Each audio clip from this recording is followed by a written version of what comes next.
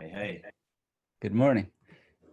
Are we, Good are morning to we, you. How are I'm hearing you, you're hearing me. you? Yeah, absolutely. Good, good, good. So, yeah, thanks for doing this. Oh, it's fun, man. Thank you. Yeah, that was a really good imagistic and memorable talk that you gave. Oh, thank you. Imagistic. That's a good word. Yes, well, it brings this strong image to mind. Yeah, Uh, so that's always a very good thing. thank you. It was an interesting decision to go, do I use slides to cater for the visual people, Right, right. you do that whole, visual audio kinesthetic thing. Yeah, yeah. I need slides for the visual people. I went, no, I'll create slides in their head. Right. Well, it worked in this head, and I don't even have a mind's eye, and it still worked. So Oh, nice. there you go. So where are you? Where are you based? I'm in Brisbane at the moment. Brisbane. Okay, cool. Yeah. Yeah. Are you normally in Melbourne or elsewhere? Yeah. Melbourne's home for me. Yeah. Right, right. Very good. I've just got back from 4 days in Adelaide for the Professional Speakers Australia convention. So I'm a little worn. I've had 4 days of like, you Oh, know, which has been good. But yeah. right, right. Is your throat sore? We can keep it short if you're. Oh no, it's all good. Don't worry. I've got my tea. I'm all under control. No, if there's 150 professional speakers in the room, you can't get a word in anyway, so it doesn't matter. Yeah, I can imagine. I can imagine. Um, Yeah. wow. So they were speaking about speaking itself, or Yeah, speaking about speaking and the business of speaking. So it was just really interesting, actually. I mean, for those 4 days, we were pretty much in a little bubble, in our hotel in Adelaide. And right? meanwhile, all this stuff, that's going on around the world right now with this COVID-19 thing is out of control. And so coming back to reality was really interesting. Coming back to seeing what's happened in the interim in just those few days Yeah. was pretty mind blowing. It's been amazing. So Well, even before I went down there to do the yeah, event that we were at, yeah, I went to my GP and I said, does it make sense for me to be traveling down there? I mean, not just me getting infected, but how that you could pass that on to other people. yeah, absolutely. And she had said, it's kind of morbid humor, but she said, if you're going to get it soon because we won't be able to help you later if this, pops. Yeah, And wow. anyway, and she said, you just got to live your life. So I was like, okay. Well, But I was deeply concerned about it. I thought of just not pulling out, but just given the circumstances. And that was weeks ago. I was worried about it. well, So there are like literally, I imagine, thousands of events being cancelled right now, and everyone's taking things online. Like all of the speakers in the room over the weekend were just having cancellation after cancellation after cancellation. This is their livelihood. This is what they do. They speak at big conferences. So yeah, right, right, it's a tough time for a lot of people, and small business in particular. I was talking to clients yesterday, and in regional areas, on the back of the bushfires, and now this, it's going right. to make it incredibly difficult for a lot of business people. So Yeah, I hadn't thought of that. That's back to back for this yeah, region. Wow. yeah. I was talking to a client down in Gippsland, and they've just had the worst bushfire season in a very long time. So people are staying away for starters, and now we have this. Um, so many of the businesses there just won't make it through. That's the reality. So Right. it's very sad. The flow on effects of all of these things just become massive, and I think people don't realise, how much of an impact these things actually have. Yeah, it's a weird thing. They always say that if you don't know your history, you're doomed to repeat it. But the problem is if you know your history, you're also doomed to Yeah, have repetition. yeah. Unfortunately, the repetition doesn't go away. No, no, it's Yeah, who knows what to do, but yeah, I'm sure it's gonna be interesting. Let's put it that way. yeah, Uh, yeah. so, how about yourself? Are you fortified in your business? Is it all speaking, or you have courses or anything like that? No, I have a little bit. I'm just about to launch an online program around wealth education. Pardon me. So one of the areas I work in is wealth creation, wealth advisory. So I work with some financial planners and provide education, support, and resources to help people just set themselves up financially, Right. whether that be individuals or business owners or whatever the case may be. So, and recently I've been trying to push that into the younger kind of demographics and going, hey, you know what, if you learn about this stuff when you're 20, 22, 25, it'll set you up much better for life, so you can manage your money more effectively and start to think about, you know, how do you position yourself to be not wealthy in terms of whatever that means for you. You know, it's not about having millions necessarily. Right, It's just about going, how do I want to live my life, and then do I have the financial capacity to support that? So I'm really keen to sort of build that education part of the business. So we have an online program we're launching in a few weeks, which I'm excited about. Been working on that for quite a while. Right. And then most of my work is not big event stuff. It's one-on-one, or it's small group type thing. So, Right. you know, and we'll take as much online as we possibly can. That's the other thing. We'll you know, everything is shifting online. I saw that, you know, a lot of the networking meetings I belong to are moving online, and that's just going to be the norm for the next little while. Right.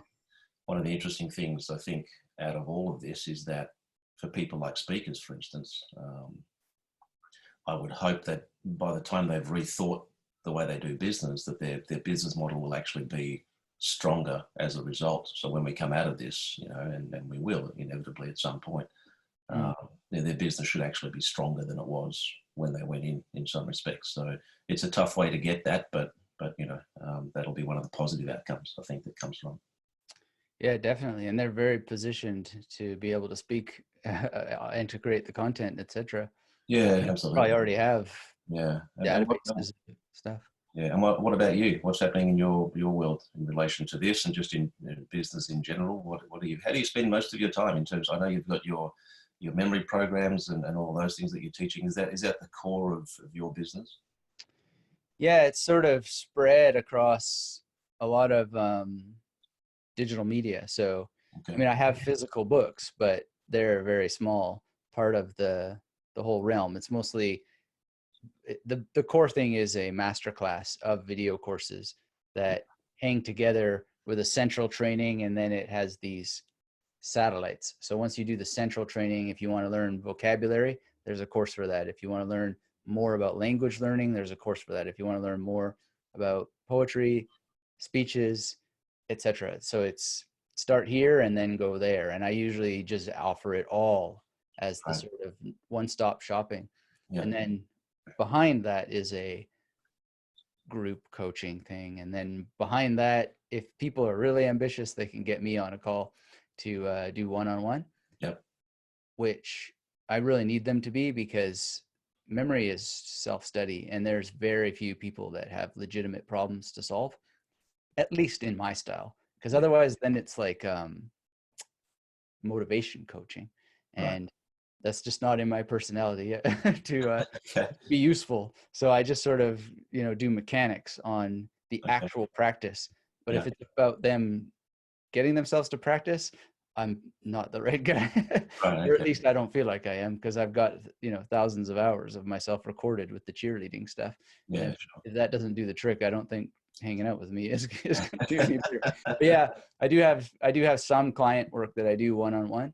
Yeah. And with the filters, it usually works really well. So, you know, I've had a professional speaker. It always comes to mind. This guy, Lee Escobar was his name. He wanted to remember not only the names of everybody at his talks, but he wanted to remember their seat numbers. Oh, wow.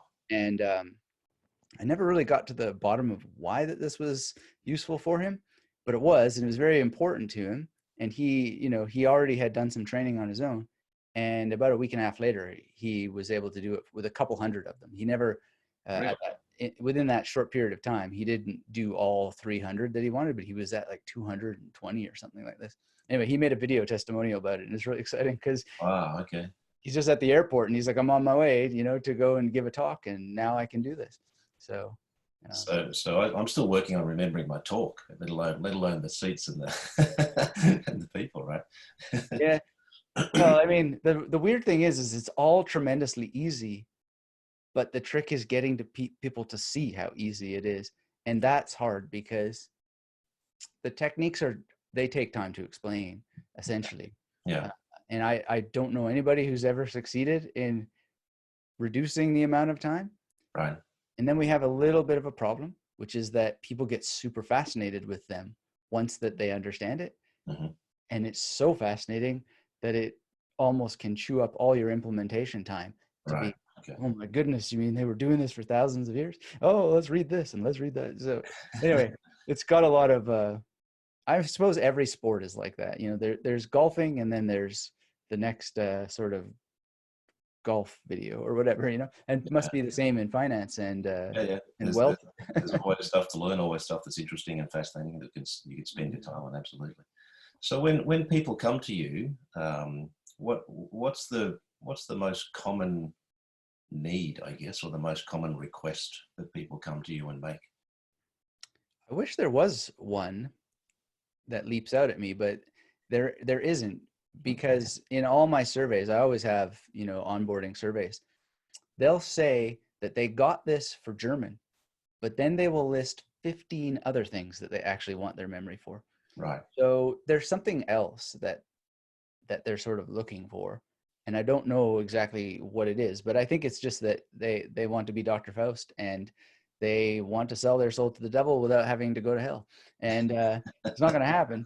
So that's an unusual thing, and I don't quite know how to refine it. So I've sort of just accepted that for now we're just doing a generalist kind of thing, and the demographic and psychographics essentially break down in very clear ways, but it doesn't have to do with their common problem, because their common problem is they want it all, and they're not willing to focus on just one thing at a time, Right. if that makes sense. Yeah, sure. So, and then in terms of what makes this tick, what seems to be very clear in the psychographic and demographic area is that they have bought memory training before. Oh, So really? Okay. they know Harry Lorraine, they know Tony Buzan, they know whoever they know. Yeah. And so all the people who are doing ads right now and doing well, I'm just like, keep churning it, right? Because there's like a bottomless well of interest in it once people are in that world. Yeah.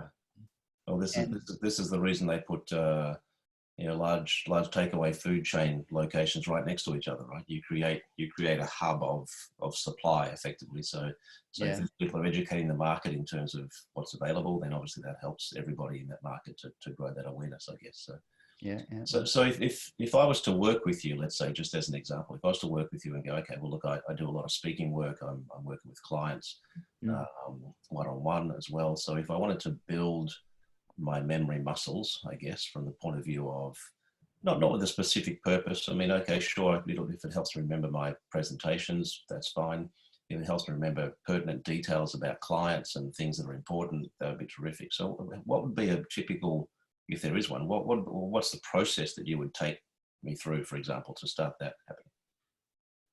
Yeah, so I mean, it depends how we're working. If it was self-study, I would say, you know, take this master plan. It's going to teach you about the palace, which is sort of the kingpin Yeah. of, it has all kinds of words: memory palace, Roman room, journey method, etc. What it comes down to is location-based mnemonics. Right. So when I was giving my talk, for example, I'm just walking through my neighborhood in my head Right. and weaving together pre-existing mental imagery with the words that I wanted to say. So that's the outcome, and that's how it's done. But there are some fundamental skills, and if you learn them in a way that links spatial memory with autobiographical memory and all these science words, which I'm happy to speak about at length, but sometimes they put people to sleep. Yeah. So I don't talk about it that much, but it's a scientific enterprise essentially to rig your existing neural networks Mm-hmm. so that at a chemical level, when you want to remember new things, you're weaving together space with existing information. Okay. So that's what I teach you how to do. So whether you're ultimately, what it comes down to is whether you're memorizing a speech, you're memorizing names, someone throws a new detail at you, it's all the same thing. Right. But like a Swiss Army knife, it's just what's the tool here, right? Right. And Okay. what's going to be best. Do I have to be set up with my Swiss Army knife and bring a hammer, right? So if I was going to go to a talk, for example, and I wanted to remember the names of all those people, I'm going to think of this a little bit differently than when I take my Chinese lesson, you know? Sure. Yeah. So I aim to help people have that comprehensive, holistic memory so that they don't think about information as different. They think about the techniques as different, and how does that now apply to this goal? Yeah. Because your brain doesn't care. what the information is. The techniques don't care what the information is, but goals, milestones along the way to the goal, being prepared. That's what I help people with in Yeah. terms of memory. Yeah, So, sure. yeah. I had the rather unusual honor, pardon me, of hosting the Australian Memory Championships last year, Right. which was amazing. They had people there from all around the world. Yeah. And Was that the one Anastasia won? Yeah, yeah. Yeah. And watching what people are actually capable of doing is mind-boggling. Like it literally, it opened my mind to what the potential of the human mind actually is, just in this one simple area of memory. It's really quite amazing. So once you apply those tools and techniques you were talking about, the results are phenomenal. Like the things that people are then able to do are literally mind-blowing. You know, it's quite a real interesting journey to just ride along with these people for a day and just go, wow, that's pretty impressive. You know? Oh yeah. And my thing always is that people get impressed with it, but then they seem to think that there's something special about that individual, when really it's just preparation and practice. And I've never met a single person who can't do those things. Yeah. Okay. Well, it's not unlike watching an athlete, I guess, and you go, wow, this person who's super talented must be genetically advantaged or something. It's like, no, they've been training 7 hours a day for the last 5 years. You know, that's what it comes down to, basically. You know? There are certain predispositions to Of course, yeah. height or whatever. I get that. I mean, you know, you know, if you're a gymnast and you're 7'2", it's going to be tricky, right? So, so I get that. But yeah, but taking out all the genetic sort of predisposition stuff, I think most of it comes down to technique, training, application, you know, practice. That's what really where expertise is built, you know. Yeah.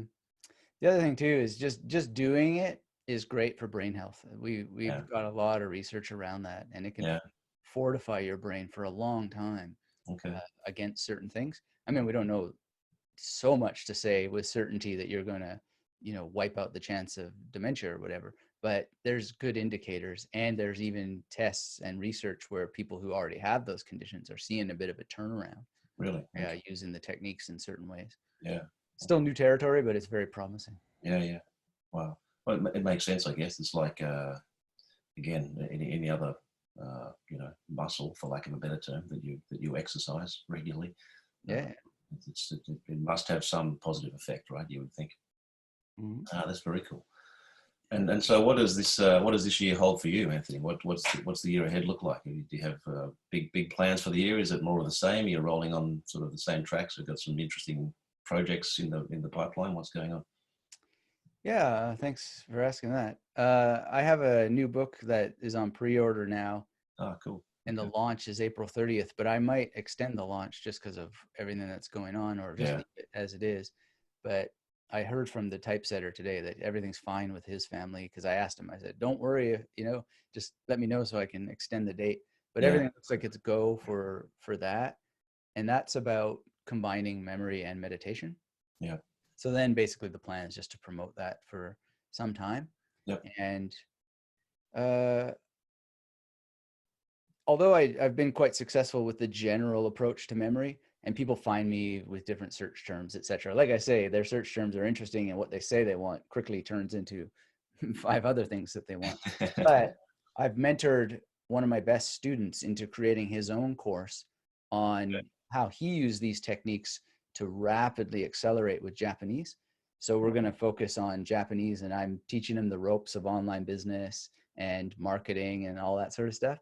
Oh, cool. And so I got a kind of a piece of the pie in this product, but it's more about launching him. And if he's a long-term success, then there'll be certain benefits all down the line. So he's launching that into the Japanese market, or for Japanese people here, or how does that work? To people who want to learn Japanese. Okay. Yeah. Cool. So, and that's basically the long-term trajectory. So we've got home base pretty much stable insofar as stability as possible on the internet. And then now what are the outposts? So if I can get people who've legitimately used this training that I teach to reach outcomes and get them creating courses, and that's just a blissful thing for me. Yeah. And so I've got a doctor, or he's in residency now. He wants to do something. I can do German, I can do Chinese, I can do Sanskrit myself. as courses. The Chinese course is almost done, but I just only have so many things I can promote at the same time. Sure. But I just never teach anything that I haven't done, basically. Right. So finding more people who have, enabling them to start their own online businesses. And, there's different ways to do it.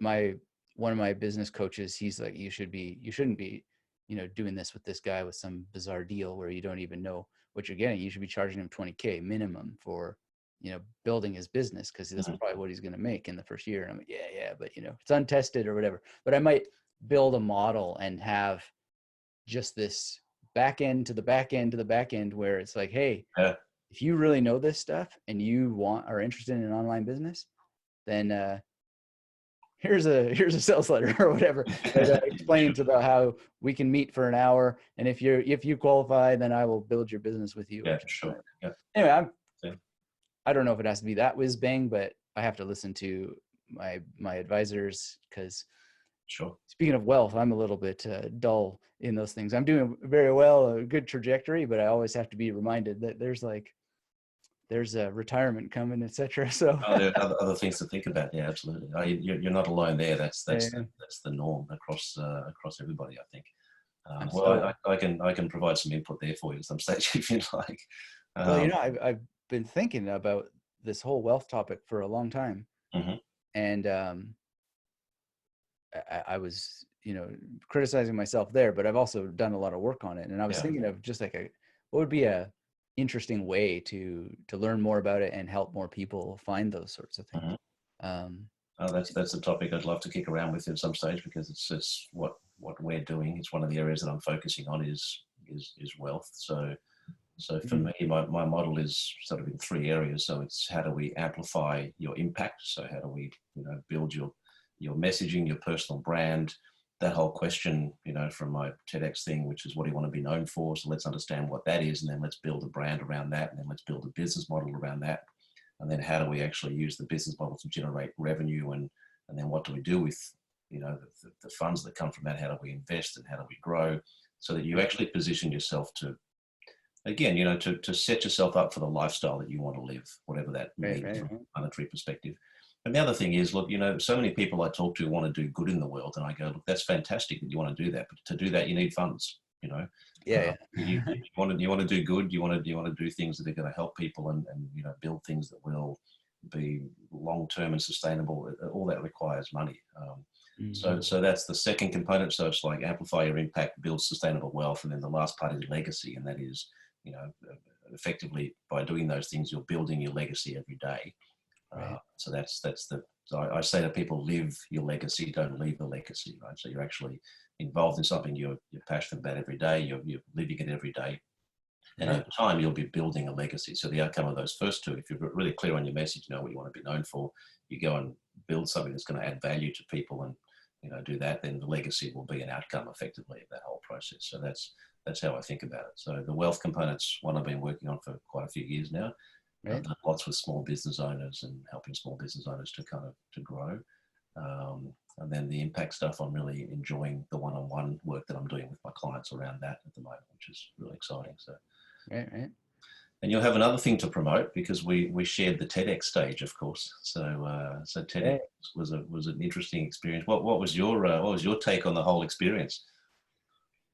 Oh, I mean, I kid you not, I really just don't have that many thoughts about it. But when I do have thoughts, my only thing is we would just have to wait and see how people respond to the video. Yeah. But in terms of the room, it's hard for me to read it.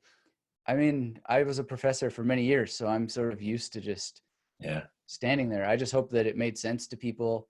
I tried to make it as clear and crisp as possible in a way that could be useful. Well, I was in the room and I was listening. It certainly made sense, so I can confirm that point.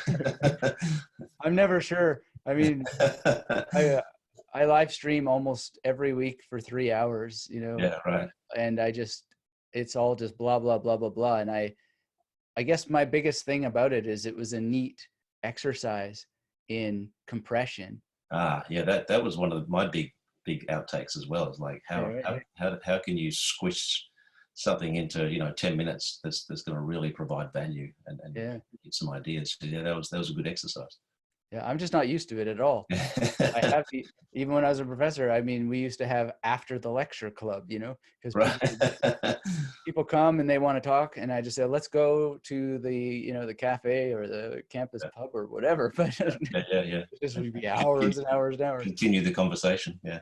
Yeah. And so, you know, there's a great thing to that, but there's also a point where it just becomes such a babble and you're just making stuff up half the time. Not that you're making stuff up, but it's I know. Yeah. Just so wrong. yeah, I thought that was a neat opportunity to practice a constraint. Yeah. I'd love to do more of it, actually. Yeah. Cool. Very good. Yeah, for me it was the same. A little bit like you, obviously speaking a lot, and I kind of went, well, yeah, it's just another speaking thing, And people react to it differently. It certainly has a different effect on people when they see that you're doing TEDx. I think they put a lot more weight on it, I think, than possibly you and I did on the day. It's like it's a privilege to stand there and be able to share your idea, which is fantastic. So yeah, but it was certainly a good journey. So like you, I'm looking forward to the video, seeing how that came out.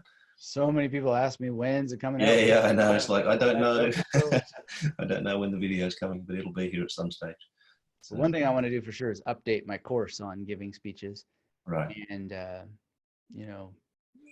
don't know how it would work, but maybe have a few outtakes and say, these are things that were happening in the moment, insofar as I remember them, that, had to be changed, or that I changed. I don't know why I did it, but I just went off script, etc. And that's how you think. Because it was weird in the dress rehearsal, people laughed at the place that I sort of quote unquote designed to laugh, but in the real thing, they laughed at the same point, but 2 minutes later or something. It's just kind of really weird. Yeah, the real event never goes quite like the dress rehearsal. That's part of the fun, right? Part of the excitement. But overall, it was fun. I just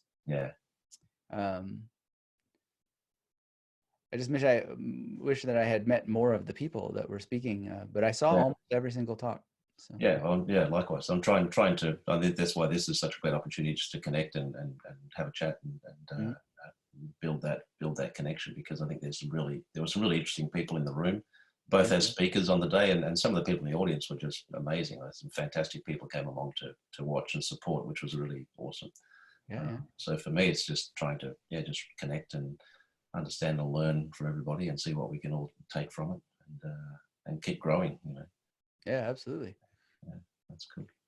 Well, please keep me posted on your course and how that's going.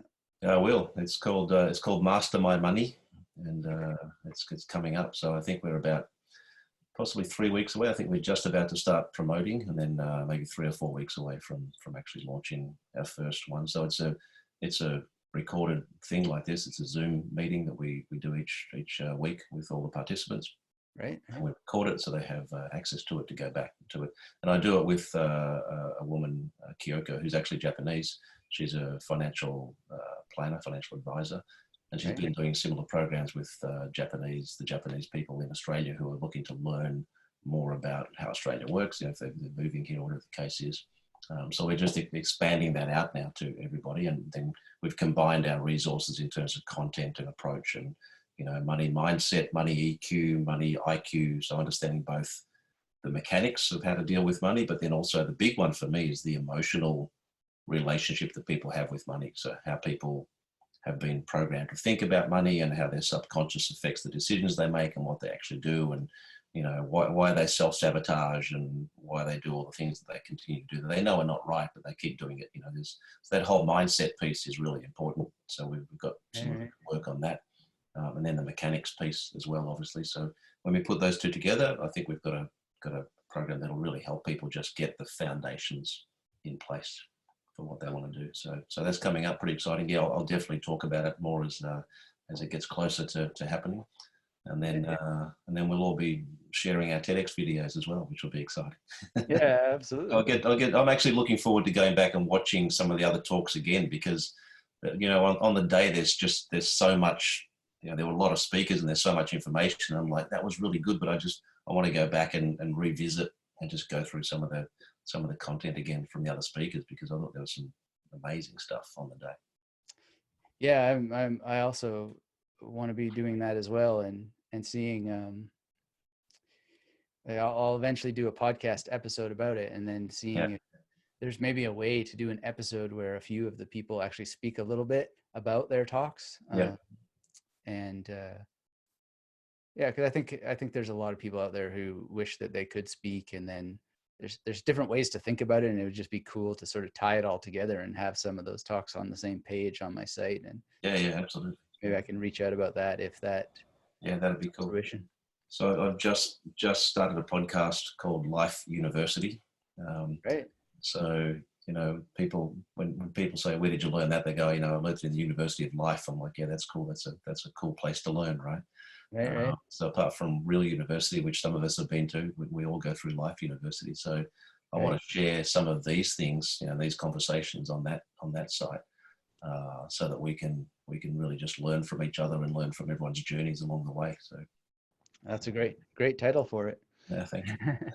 How are you all set for your hosting and all that stuff? Yeah, all set up, ready to roll. So starting to think about content. So I you know, lassoed a few of the speakers that were at the convention on the weekend. I'm like, man, you need to be on my thing. And I've got this with yourself, and there's a bunch of other people from the TEDx thing. So we're just trying to pull together a few people that we think will have some really valuable information to share.